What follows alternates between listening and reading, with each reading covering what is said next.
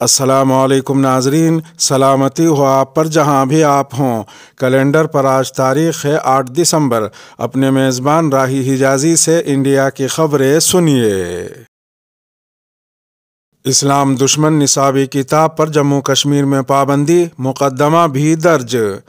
دہلی کے جیسی پبلیکیشنز کی طرف سے کلاس 7 کی تاریخ کی نصابی کتاب میں پیغمبر اسلام حضور اقدس صلی اللہ تعالی علیہ وسلم کے خلاف قابل اعتراض مواد شامل کیے جانے کے بعد جموں کشمیر کو غم و غصے نے اپنی لپیٹ میں لے لیا ہے۔ معاملے کی سنگینی کو محسوس کرتے ہوئے Jammu Kashmir board of school education نے نصابی کتاب پر پابندی لگا دی اور جموں کشمیر اور لداخ کے تمام اسکولوں کو اسے فوری طور پر واپس لینے کی ہدایت کی۔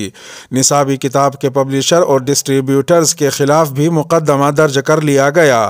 موصولہ تفصیلات کے مطابق جموں کشمیر اور لداخ کے تمام اسکولوں کو Jammu Kashmir board of school education نے ہدایت کی ہے کہ وہ جیسی پبلیکیشنز پرائیویٹ لمیٹڈ کے ذریعے شائع کردہ 7ویں جماعت کے لیے ہسٹری اینڈ سیوکس ایڈیشن 2020 کی نصابی کتاب کا استعمال نہ کریں۔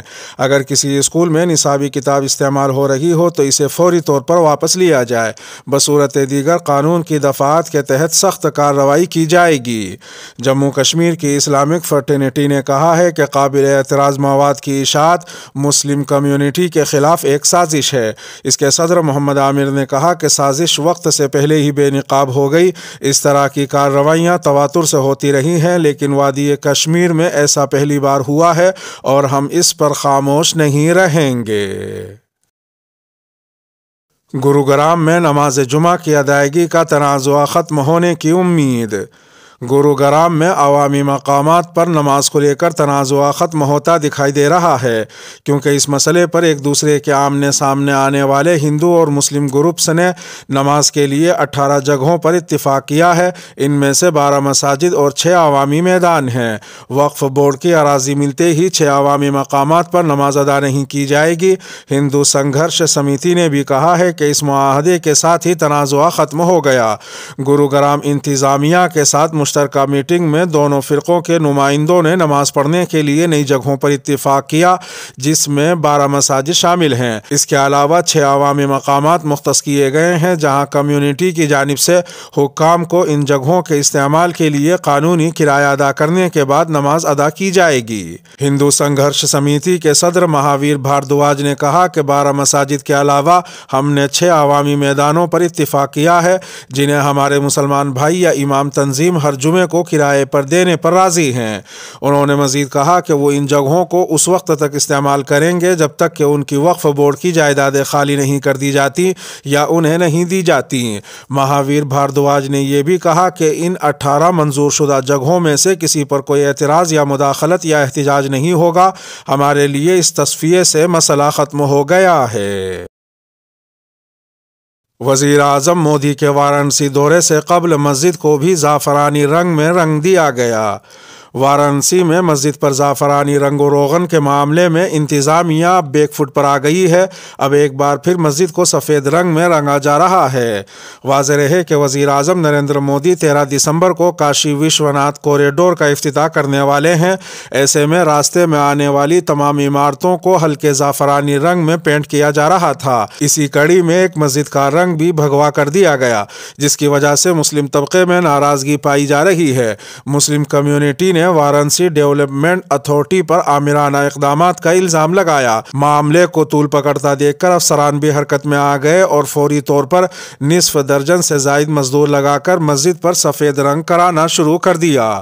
موصولہ تفصیلات کے مطابق وارانسی کے بلا نالہ علاقے میں سڑک کے کنارے ایک بہت پرانی مسجد ہے۔ اسے بلا نالہ مسجد بھی کہا جاتا ہے۔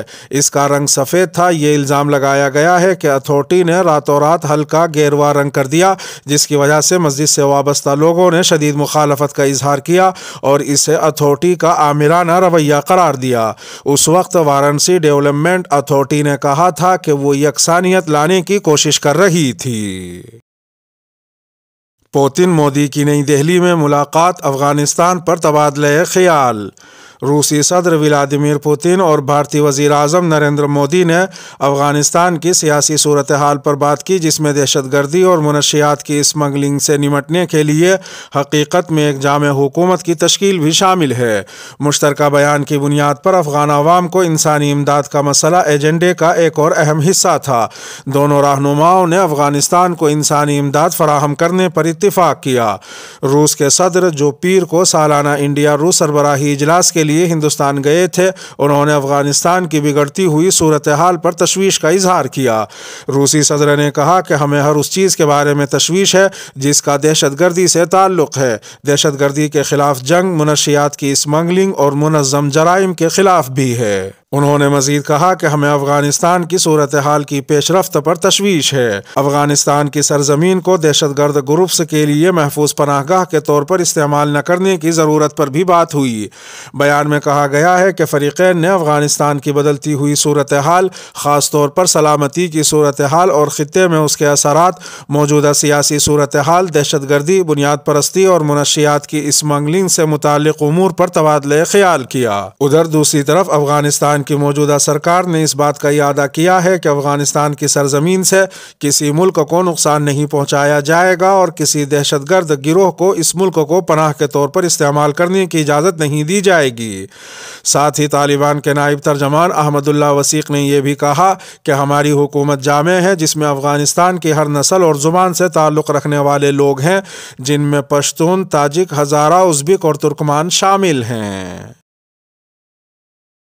جنرل بپن راوت ہیلی کاپٹر حادثے میں اہلیہ سمیت ہلاک۔ انڈیا کے chief of defence staff general Bipin Rawat اور ان کی اہلیہ مدھولیکا راوت بدھ کے روز ہونے والے ہیلی کاپٹر حادثے میں ہلاک ہو گئے ہیں۔ انڈین فضائیہ نے اپنی ایک ٹویٹر تھریڈ میں اس بات کا اعلان کیا۔ حادثے میں کل ملا کر 13 افراد ہلاک ہوئے ہیں، جبکہ گروپ کیپٹن ورون سنگھ زخمی ہیں اور زیر علاج ہیں۔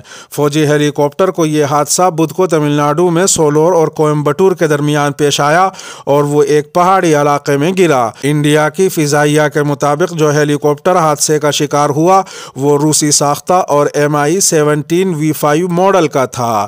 جائے حادثے سے موصول ہونے والی ویڈیوز میں جائے وقوع سے آگ کے شعلے اٹھتے دیکھے جا سکتے ہیں۔